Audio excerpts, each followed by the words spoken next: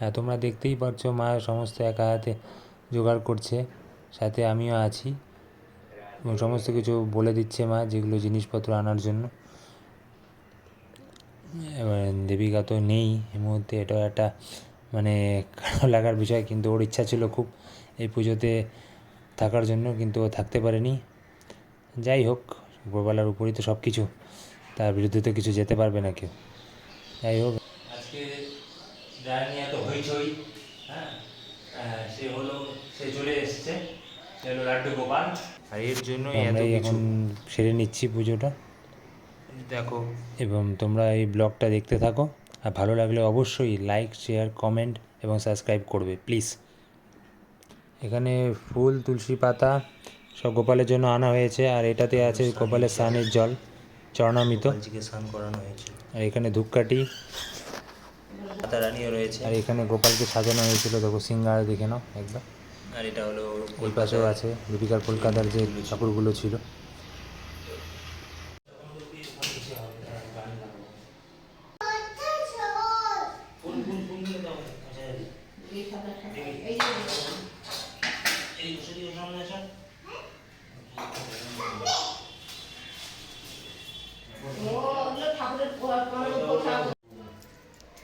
এমনি চায় না খাইবে, পরে আস্তে আস্তে বসাই দিস, তাই না?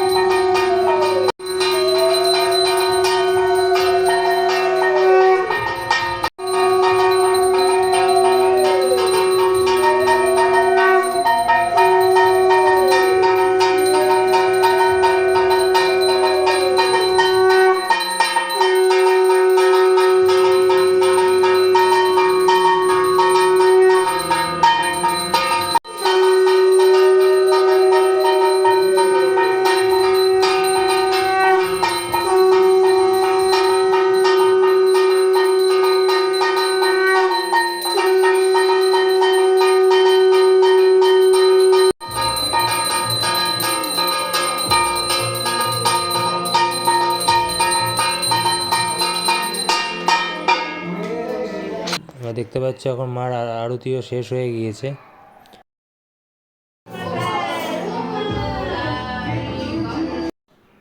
আমাদের পুজো শেষ হয়ে গিয়েছে, সবাই প্রণাম করছে এখন দেখতেই পাচ্ছ। এবং আজকে এই শুভ দিনে ভগবান সবার মঙ্গল করুক, সবাই আশীর্বাদ করুক সবাইকে।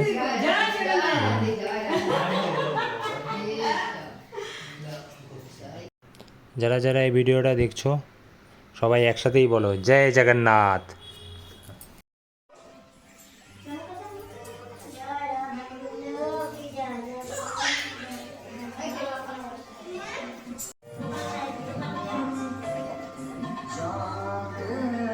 গোপালের জন্য এটা সিঙ্গারের প্রসাদ, এটা আমাদের সকালে পুজোর সময় আমরা এটা দিয়েছিলাম।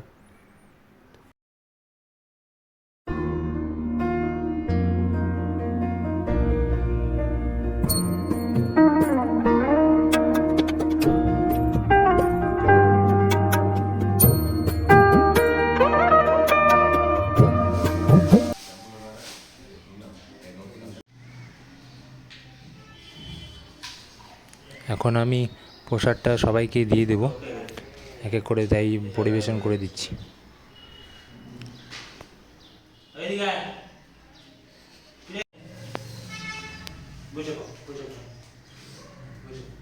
ভালো লাগে এটা,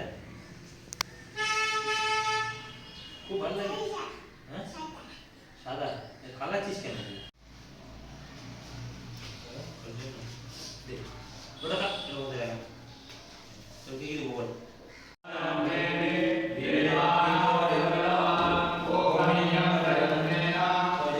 সকালে দেখেছিল, এটা সকালের পুজোর ছিল।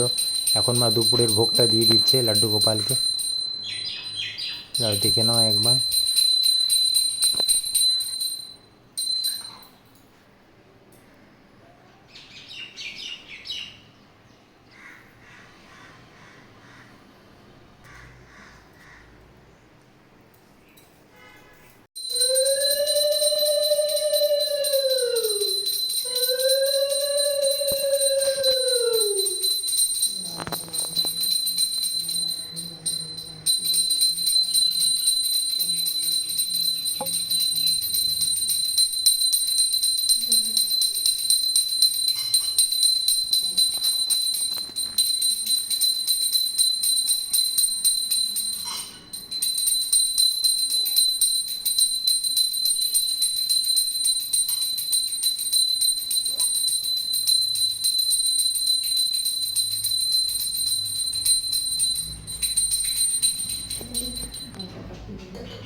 আচ্ছা খেয়ে নাও।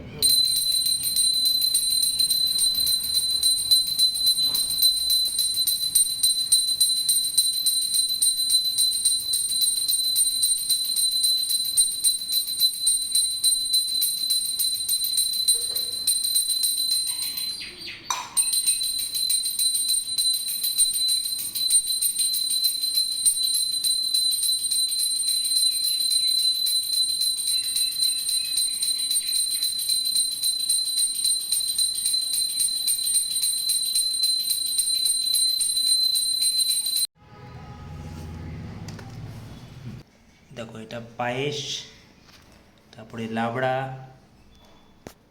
2-3 রকমের ভাজা, খিচুড়ি, আর এদিকে কাঁঠাল।